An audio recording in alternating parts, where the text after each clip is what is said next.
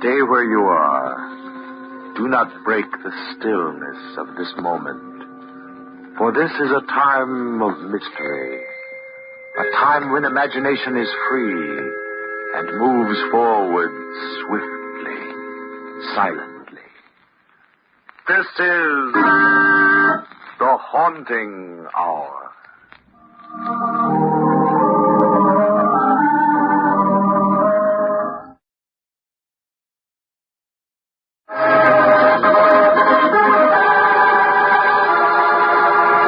The Mystery of the Southern Star.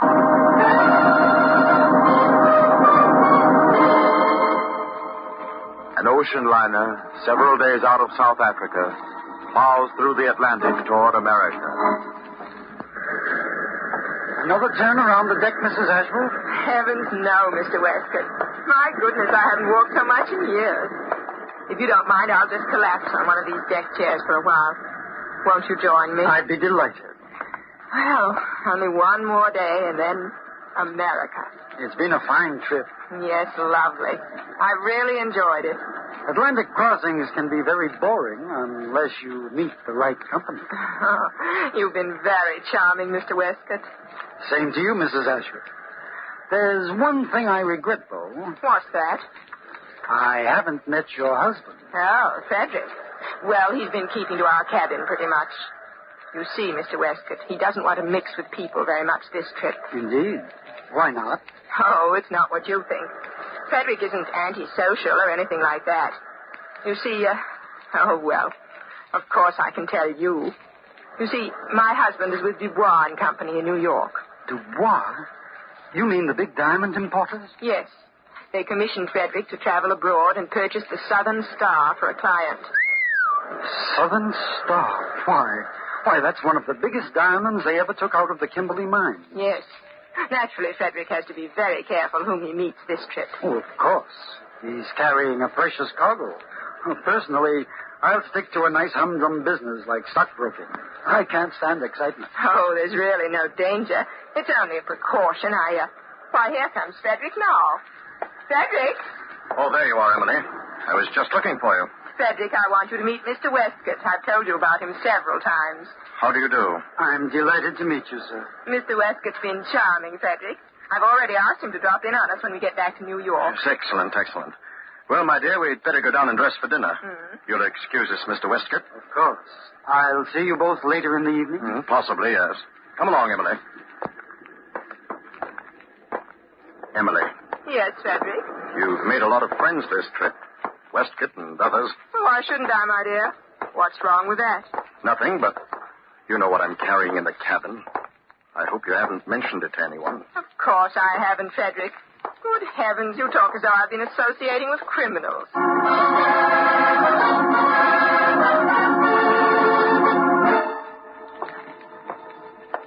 Radiogram, Captain. Just in from communications. Thanks. Any answers, sir? No.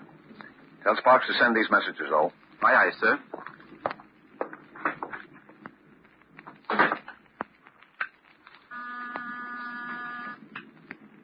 Captain Miller. Oh, good evening, Mr. Randall. What's the weather report? Good. Good. We ought to be in right on schedule. Yes. It's been a nice, quiet trip. Captain Miller! Captain Miller! Yes? Come in. Why, Mr. Ashworth. What's the matter? What's wrong? My wife's disappeared. What? Are you sure? Yes. I can't find her anywhere. I was in the lounge late, and Mrs. Ashworth had retired to our cabin. When I returned, I found the lock broken, my belongings rifled, and my wife had disappeared. And not only that, the diamond's gone. The Southern Star? Yes, but that doesn't matter now. It's my wife, Captain. I've gone all around the deck, asked the stewards, everything. No one's seen her. I'm afraid there's been foul play. The diamond... Steady, Mr. Ashworth, steady. Easy does it. I'll issue an order to search the ship at once. And then we'll take a look at your cabin. Well, forced an entrance into your cabin here, Mr. Ashworth. Certainly left it in an awful mess. Tell me, where did you keep the diamond? In my wife's powder box. She kept it in a locked dresser case. It's gone. Well, what happened seems fairly simple. Someone aboard got wind that you were carrying the Southern Star, broke into your cabin, surprised your wife. Come in. We've searched the ship, Captain. We haven't found a trace of Mrs. Ashworth. You've made an exhaustive search, Mr. Dennis? Yes, sir. We've looked into every nook and cranny of this ship, sir. I'm afraid she's gone. Overboard. Emily. Then it's true. She's really gone. I'm sorry, Mr. Ashworth. I know you want to be alone. But first, there's something I must ask you. Can you give me the names of the people your wife met on this trip? The ones she kept company with? Yes. Yes, I think I can. There were at least 5 I knew about. Mr. Dennis. Yes, sir. Stand by and take down those names. I want to send a radiogram to the police in New York.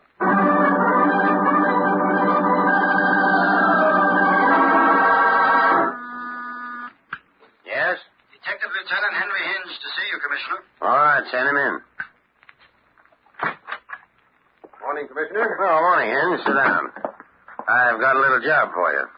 Is it, sir? Yeah. Read this radiogram. Just came in from Captain Miller aboard the Lexitania. Southern Star, eh? That's quite a haul. For the cool $500,000, they tell me. That's right. Now, the Lexitania docks at 3 this afternoon at Pier 17. From here in, it's your baby. A tough baby if I know anything about these seagoing crimes. In order to prove murder, usually, you have to produce a corpus delicti. The corpus delicti is always somewhere in the Atlantic. Yes, you're right, Hinge. But one thing we can be sure of. That big diamond isn't in the Atlantic. Someone aboard that liner's got it and hopes to get through with it. Well,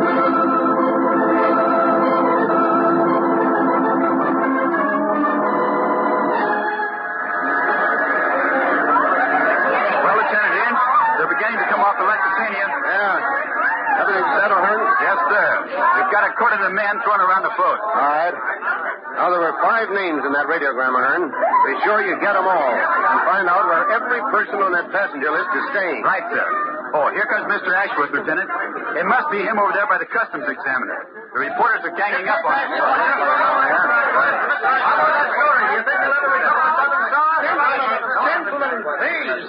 Please, gentlemen, I have no comment to make. What? And I won't have until I talk to the police. Come on, Hearn. Better rescue the poor devil from that gang of wolves. Right, Lieutenant. All right, you guys.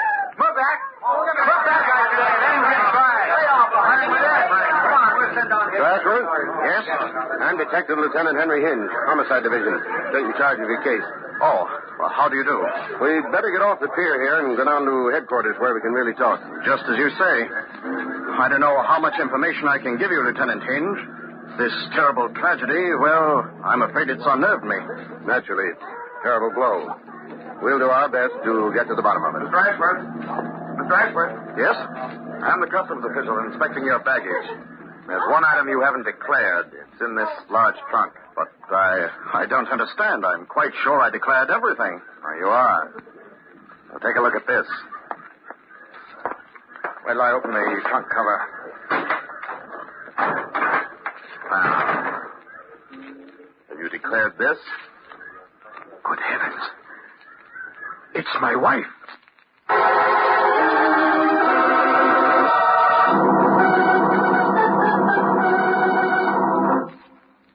Well, Hinge, are you going to hold Ashworth for the murder of his wife? No, Commissioner. In fact, I've already released him. But the body of Mrs. Ashworth was found in his trunk. That's true, Chief. But it doesn't follow that Ashworth put the corpse in his trunk. In fact, he would be the last man to do so. How do you come to that conclusion? Well, Ashworth is an experienced traveler. He's crossed the Atlantic several times. He'd be sure to know that the customs inspectors would open his trunk for examination. Would it be logical for him to hide the body there when it would be certain to be discovered? Well, no, it wouldn't. Well, there's a second point, too. If Ashworth wanted to dispose of his wife, the easiest way would be to simply dump her overboard during the night. Then there would be no corpse to plague him. Yes, that's true. As I see it, someone's made an awkward attempt to throw a murder rap onto Ashworth. In fact, it's so amateurish, it's almost incredible.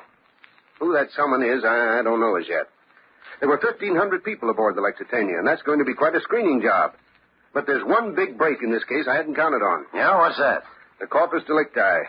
It isn't at the bottom of the Atlantic this time, but right down at the morgue. I'm going down there soon and have a good look at it. I always like to see a corpse when there's been a murder. Something you can put your finger on. Yes? Commissioner, this is Sergeant O'Hearn. I hate to butt in like this, but I wondered if I could speak to Lieutenant Hinge for a minute. Yeah, it's for you, Hinge. It's Sergeant O'Hearn.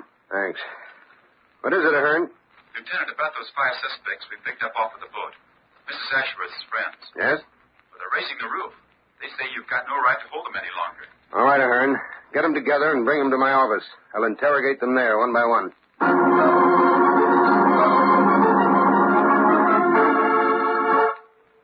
The idea asking me all those silly questions. Just because I happened to meet poor Mrs. Ashworth on the boat. It's a shame and a disgrace, that's what it is. My husband's a friend of the mayor, and I'll see that you get what's coming to you, Lieutenant Hinge. I'm sorry, Mrs. Jameson. It's just a matter of form, routine procedure.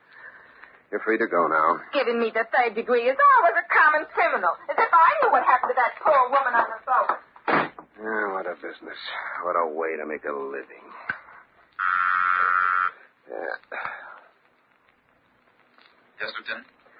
There's one more of those ship's passengers waiting, isn't there, Ahern? Yes, the 5th and last. Any luck, Lieutenant? No, they all seem to be on the level. Send in the last one, will you? Right. Lieutenant, I wish to register the most violent protest at this unwarranted examination. This is an outrage. I'm sorry, sir. Sit down. Try to make this as brief as possible. Merely a matter of routine. Know you're just off the boat and that you're anxious to get home. Well, what do you want to know? Your name? Leonard Westcott. Occupation? Stockbroker. How well did you know Mrs. Ashworth? Not very well. I just met her aboard the Lexitania. We spent some time together, and... Now, look here, Lieutenant, you're not implying that you what, Fingers? What? What did you call me? Fingers. Fingers Faraday. You ought to know your own name. What? I don't know what you're talking about. So you're a stockbroker now, eh, Fingers? Pretty dull occupation for one of the world's cleverest jewel thieves. I tell you, my name's Westcott. Don't waste my time, Fingers. I've got a long memory for faces. That scar on the thumb of your right hand hasn't changed a bit. Okay. So you know. What of it? I haven't done anything. Where's the Southern Star? I tell you, I didn't have a thing to do with it. I don't know where it is. Better talk now, Fingers. This isn't just a diamond theft. There's a murder rap that goes with this one. Look, Hinge, you've got to believe me. Sure, I knew about the Southern Star, but I never got a crack at it, honest. I don't know where it is or how Mrs. Ashworth got knocked off. The jury might not believe a man with your record, Fingers. Better talk now. I'm not saying anything. I don't know anything, and you can't prove anything, see? All right, we'll put you on ice for a little while. Maybe your memory will come back to you.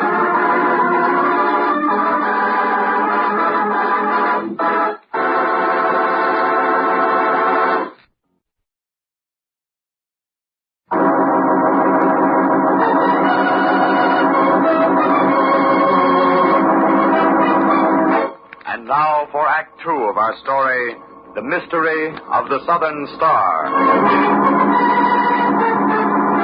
As you will recall, Frederick Ashworth and his wife had gone to South Africa to purchase the fabulous diamond called the Southern Star for the New York jewel importing firm of Dubois and Company. On board the liner Lexitania, on the return voyage to America, Ashworth's cabin was rifled, and both his wife and the diamond disappeared. The ship's captain radioed New York police, and Detective Lieutenant Henry Hinge met Ashworth at the pier. The two men were just about to go down to police headquarters when the customs inspector opened one of Ashworth's trunks. It contained the strangled body of his wife. Ashworth is heartbroken over the death of his wife, and the disappearance of the fabulous diamond, the Southern Star, means little to him in his grief. Detective Lieutenant Hinge, in his investigation of the case, has come to the conclusion that Ashworth is innocent of the murder. For Ashworth is a traveled man and knows too well the thoroughness of examination by the customs officers. And he really wanted to dispose of his wife. The simpler method would have been to push her overboard in the night.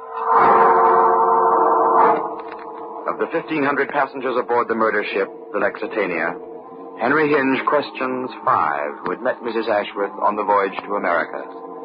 From these people, he learns nothing at all. But then a man called Westcott, a stockbroker, is brought in for questioning. and a gleam of memory flashes in the veteran police lieutenant's mind. Hinge remembers the face. He knows that Westcott is none other than Fingers Faraday, one of the world's cleverest jewel thieves. Hinge accuses Fingers of stealing the Southern Star and says to him, Jury might not believe a man with your record, Fingers. Better talk now. I'm not saying anything. I don't know anything, and you can't prove anything, see? All right, we'll put you on ice for a little while. Maybe your memory will come back to you. I tell you, there's nothing to remember. I didn't do it. I swear I didn't. Cool off, Fingers. This time we've got a murder on the high seas and the corpus delicti. You know, I've got a funny feeling. That corpse may have something to tell us. You have any idea what it could be? No, I tell you... Okay, suppose you cool your heels in the cell while I go down to the morgue and have a little talk with the corpse. Well,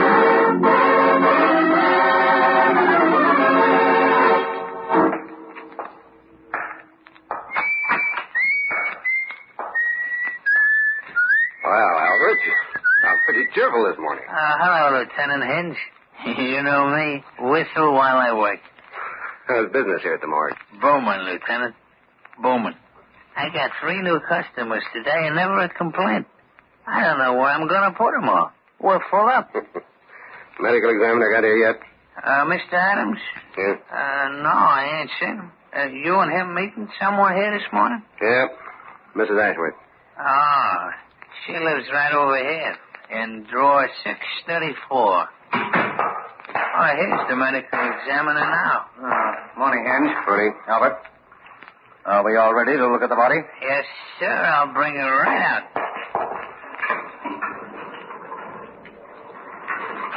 There she is.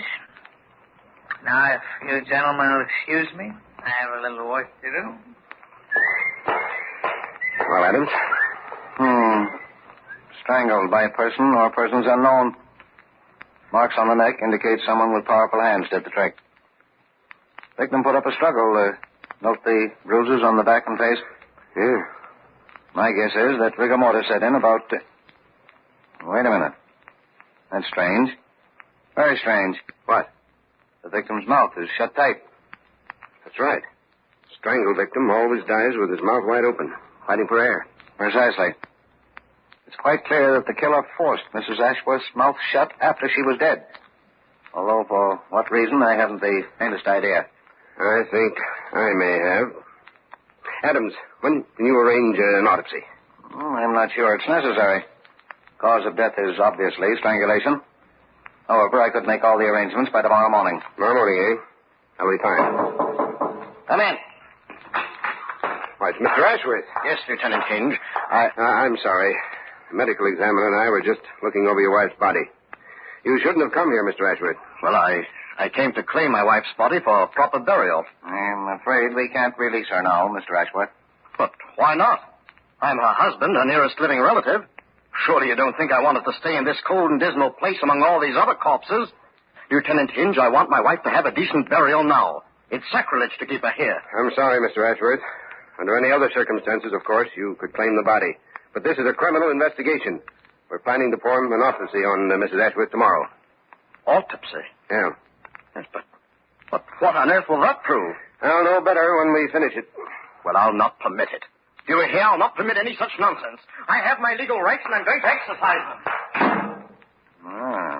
He seemed pretty upset. Yeah. Can't say I blame him, though, Adams. After all, the woman's his wife.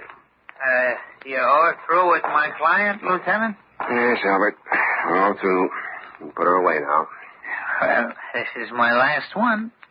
Number 634. Out pretty late, huh? All the rest of my children are sleeping for the night. Well, in you go now.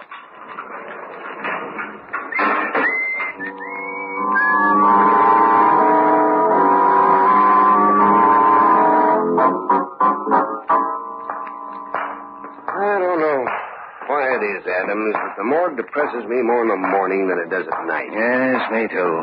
I've been in here 1,000 times, and I can never get used to it. And by the way, Hinge, I see by this morning's paper that you've released Fingers Faraday. Yeah.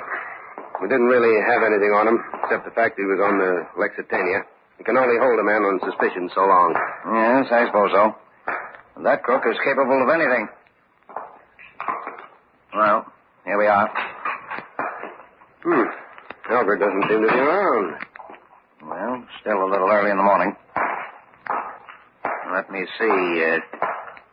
Mrs. Ashworth's body was in drawer 634, wasn't it? That's right. Ah.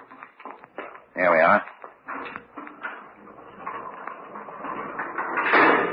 Yeah.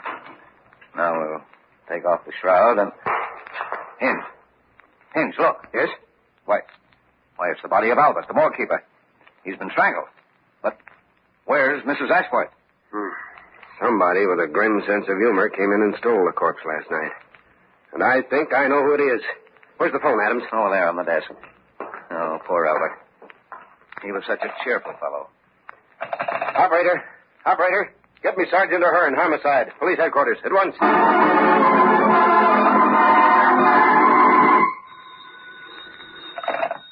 In, Stokey. Oh. Now, look, I told you newspaper boys I'd break this case within 24 hours, and I will. That's a promise. Yes, I'll even tell you why anybody would want to steal a corpse. Now, be a nice fellow and leave me alone for a while, will you? I've got a lot to do. Lieutenant Hinge. Oh, it's you, Mr. Ashworth. The newspapers are full of this terrible episode down at the morgue. If you'd have turned over the body to me yesterday, this wouldn't have happened. It's disgraceful, sir. Disgraceful. I demand action. Where's my wife? Suppose you tell me, Mr. Ashworth. What did you say? I said, suppose you tell me. You know where she is. Why, this is absurd. Ridiculous. Is it, my friend? Well, you can't prove one word of this preposterous accusation. Can't I? Certainly not. I defy you to try. All right. Let's begin at the beginning with the motive. In the first place, you needed money badly. You lost heavily at gambling and also through bad business investments. Very heavily. How did you know that? Investigated. Routine here at the department. All right, let's go on. Your wife was heavily insured, and you had the Southern Star aboard the Lexitania. They both added up to money. So you strangled your wife, forced the gem down her throat, and closed her mouth so it wouldn't be detected. Then you stuffed her in your trunk, messed up the cabin, and reported to the captain. Am I right? You're talking nonsense. I'm talking logic. The trick was clever. Point number one, it diverted the attention of the police, including myself, from you as the killer, just as you figured. Naturally, a man in his right mind wouldn't use the trunk to hide the corpse, knowing that customs would surely open it. Go on, Lieutenant Hinge. I find this very funny. I don't think you will later. But to get back, hiding the Southern Star in your wife's throat was a clever way to get it by the customs officer. An almost foolproof way, and it worked. You reasoned that all you had to do was claim your wife's body for burial, take it home, and recover the diamond. When you were balked in this, you entered the morgue, killed Albert, left him in the drawer, and took the body of Mrs. Ashworth away. Very pretty. Very pretty and rather macabre. But you can't prove it. Oh, yes, I can. There's one little detail. One little detail in which a jury will send you to the chair, Mr. Ashworth. And what's that? You were the only outsider who knew in which morgue drawer your wife's body was located. Drawer 634. It would have taken you hours to find it otherwise. You saw the number when you came in to claim the body, and you went straight to it when you returned. No, it could have been someone else, I tell you. That's not enough. You'll never convict me on that. In speaking. Lieutenant, we found the body. It was buried in the cellar of the Ashworth place here. Good work, O'Hearn. What about the diamond? We got that, too. Found it in a bureau drawer upstairs. Well, that's that. What about Ashworth himself, Lieutenant? We haven't located him. Oh, that's all right, O'Hearn. Don't worry about him. He just came down to headquarters here to give himself up.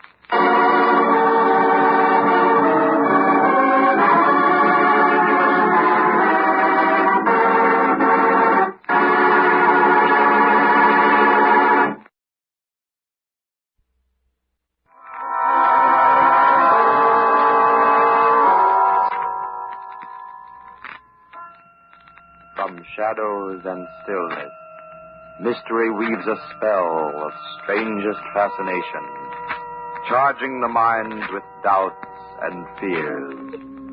For mystery is a strange companion, a living memory in the haunting hour.